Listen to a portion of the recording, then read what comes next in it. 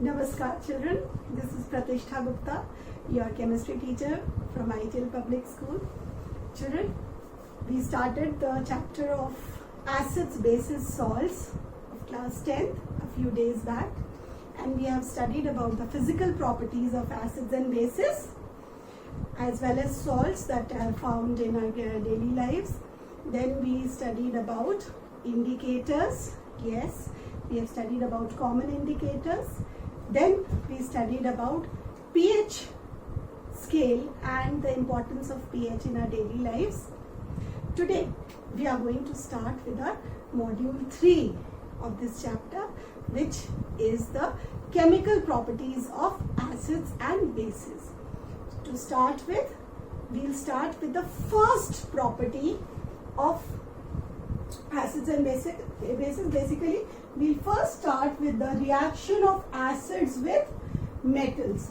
Children, the active metals, they react with dilute acids. Whenever we are talking about reactions of acids, we consider dilute acids in laboratories. Now, dilute acids react with metals to form metal salts, and they release hydrogen gas during this reaction, and it is a single displacement reaction. Hydrogen gas is displaced from the acid. Now let us see one example. Zinc metal, when it reacts with dilute hydrochloric acid, it forms zinc chloride. It is a salt. The aqueous solution is formed and hydrogen gas is given out. It is released, and that is the reason I have put the upward arrow. Let us see one more example. When we talk about magnesium, it is again an active metal. Children, whenever we say an active metal, we mean the metals which are higher in the reactivity series.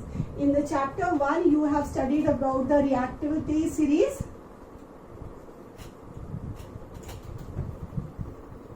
Okay.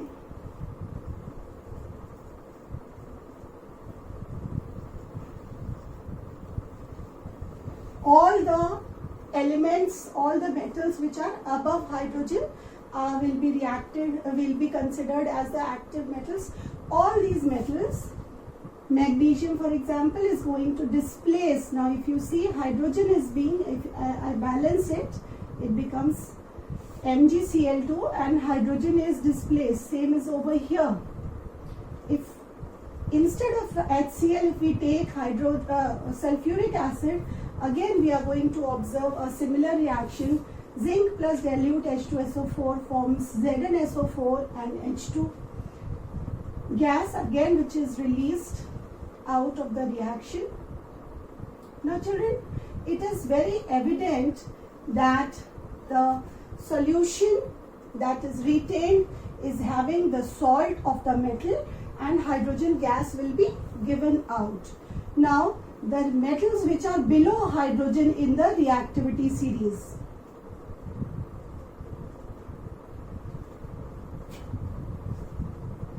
like copper, mercury, silver, gold, platinum, these are below hydrogen in the reactivity series, so they are not going to react with acids, with dilute acids basically.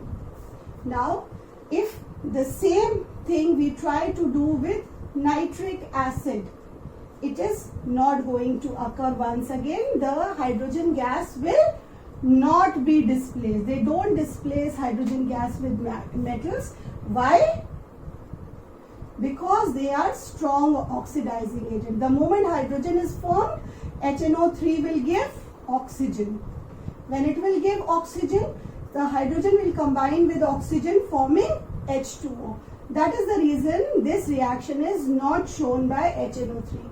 So often the question is based on these two important points, that some metals do not displace hydrogen with the acids, which are they, and why nitric acid does not displace hydrogen with active metals. Now children, this is an experimental setup that has been placed. If you see, I have taken a test tube. in which I have taken some zinc granules. Zinc is a very commonly available element and it is not very costly also. And I have put a cork over here, if you see, to make the system airtight. And over here there is a thistle funnel. Thistle funnel is attached so that the moment reaction occurs, we can collect the gas. Now, this is the funnel, thistle funnel. And what I am going to do, from the top I am going to pour, with the help of a test tube, I am going to pour some dilute sulfuric acid. Okay, so the dilute sulfuric acid will come down as droplets over here. Now what is going to happen? A vigorous reaction is going to happen over here and you can see some bubbles coming out. And these bubbles are of hydrogen gas because the displacement reaction is happening. Now you can see there is no other way to for the hydrogen gas to escape. Where it is going to go? It is going to follow this path of the delivery tube. It is going to follow this path of delivery tube and it will come here. What arrangement I have made over here? I have kept some soap solution. Soap solution I have mixed with water. So this becomes a soap solution. Now what is going to happen? The bubbles of hydrogen will come here and yes, you are getting it right. They are going to be blown just the way you blow the balloons. Yes. And from here the bubbles are going to arise and they will come up above this beaker. This is a very beautiful and a fascinating experiment to see the bubbles of soap coming out. And what these bubbles are having? Yes, they are having hydrogen gas. Now children, the first chapter you studied about the test for the presence of hydrogen. How do we do that? We bring a burning matchstick. Suppose we burn a matchstick and we bring it near one of the bubbles. What is going to happen? The bubble will burst. It will be like a small little explosion over here, not very considerable one, but you will get a pop sound. And this is a typical test of hydrogen which is shown by only hydrogen and no other gas. So children, this was the reaction of acids with metal. Now we are going to see the reaction of bases with metals. Now children, most of the metals do not react with bases.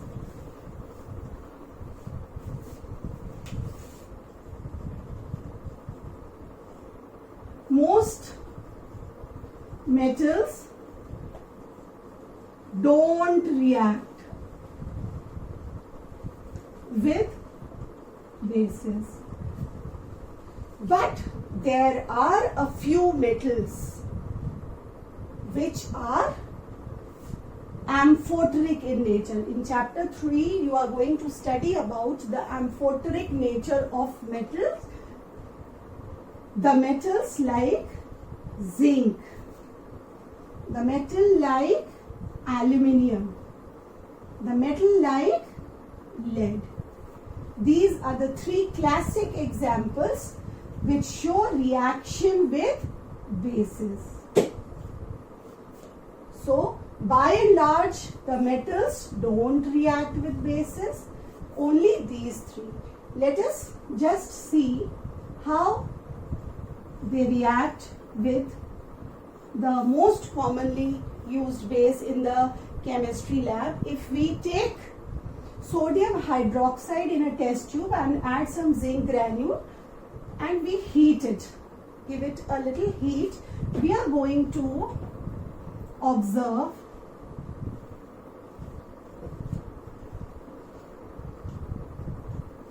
the formation of a complex salt.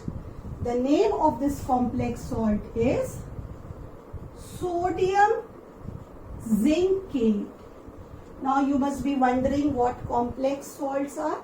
Children, we have studied that salt consists of a cation or an and an anion. Two parts the salt has. For example, NaCl I will write. So it has got cation and an anion. But a complex salt is one in which we have more than one type of cation or anion. If you see here, sodium is also there and zinc is also there. So this is a complex salt. Along with this, hydrogen is released. So in this way, the behavior is similar to that of acid. Remember, when we reacted zinc with dilute H2SO4, hydrogen was released. Similarly, over here, the hydrogen is released, but we have the formation of complex salt. Let us see one more metal.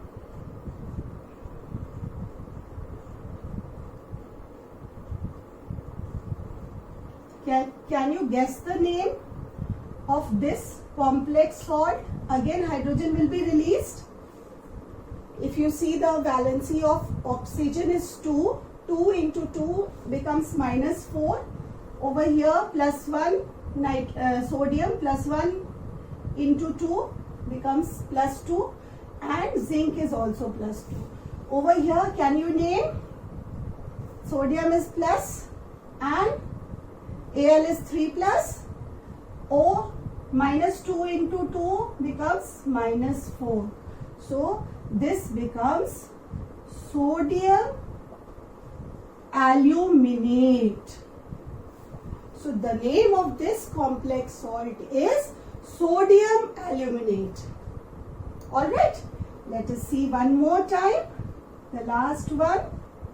However, in your NCERT only one reaction is given. This is extra information.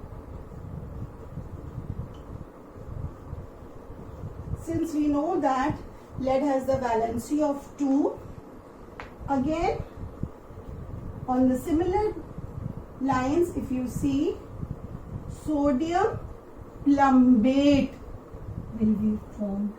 So we have seen the effect of the reaction of acids and bases with metals. We saw that acids release hydrogen gas and they form metal salt solutions, and over here we saw that most of the metals do not react with bases. A few which are amphoteric in nature, they react to form complex salts and with the release of hydrogen gas. The next reaction that we have to study after the behavior of metals in the presence of acids and bases, the next reaction is the reaction of acid with metal carbonates and bicarbonates.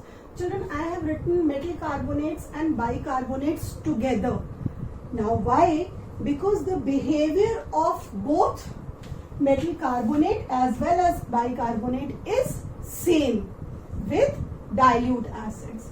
Now if you see this reaction, acid plus metal carbonate, I have used CO3 2 minus to write carbonate, and bicarbonate ion, metal carbonate or metal bicarbonate, both of them react to form a salt solution.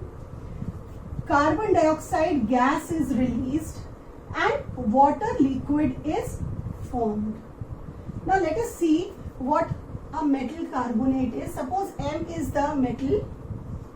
When it is associated with carbonate ion, it becomes metal carbonate. Similarly, when the metal gets associated with bicarbonate ions, it becomes metal bicarbonate. So when I have said that both of them are going to form metal salt, carbon dioxide and water, we can take examples of any metal carbonate or bicarbonate that we find around us. The most common metal carbonate and bicarbonate that we see in our household systems also is the, yes, you are right, It is the baking soda. Baking soda is sodium bicarbonate, and washing soda, that is sodium carbonate. The same reaction will be shown by chalk, which is calcium carbonate, or magnesium carbonate, or zinc carbonate, or potassium carbonate. Any of the carbonates, when react with acid, they will form salt, carbon dioxide, and water. Now children, as I told you that carbon dioxide is released, this particular reaction is also an identifying test of acid. Now what do you mean by identifying test? Now this means that if we are given a liquid in a test tube and we want to identify the nature, whether it is acid, base, or neutral, we don't have litmus, we don't have pH paper, what are we going to do? Any metal carbonate or bicarbonate, we put a small pinch of that in the acid, we will observe carbon dioxide coming out with brisk effervescence. Children, just remember these words: brisk effervescence. Now this brisk effervescence is very commonly seen when you open the cold drink bottle or the soda water bottle, you find carbon dioxide coming out. Shh. Many times you shake the bottle and you just have the fun with the fizz. Similarly, if you mix ENO in a glass of water, again carbon dioxide bubbles are formed. So this reaction we can observe. I have put this experimental setup on a stand. I have clamped a test tube in which I have put sodium carbonate. I can put sodium bicarbonate also, baking soda. This is washing soda. Or this one is baking soda, the bicarbonate. If I put, and over here I have placed a thistle funnel again on the top, so that we can observe the reaction carefully. Now over here from this top, the hydrochloric acid, the dilute HCl is poured. Now when it comes down, what is going to happen? Can you guess? Just give it a try. Yes, you will see over here a fizz sound. यहाँ पे क्या होगा? A fizz sound will come out. Why? Yes, because of carbon dioxide bubbles. Now as you see, this is all packed. There is no place to go here and there. Where will it go? Carbon dioxide will rise up and follow the path of the delivery tube. Now what I have done over here in this test tube, green one, I have put some freshly prepared lime water. Now freshly prepared lime water means the calcium hydroxide solution, CaOH whole twice. Calcium hydroxide, the lime water or the slaked lime, when carbon dioxide is passed through the lime water, it turns milky.